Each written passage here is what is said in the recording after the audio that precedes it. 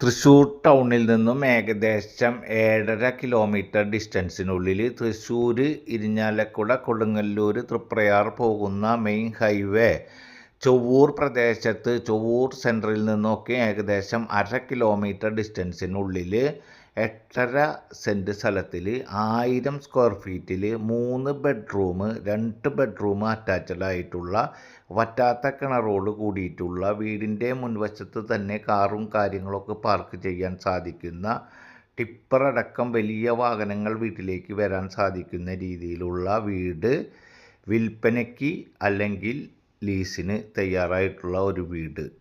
ലീസിനാണെങ്കിൽ ഉദ്ദേശിക്കുന്ന വില 7 ലക്ഷം രൂപയാണ്.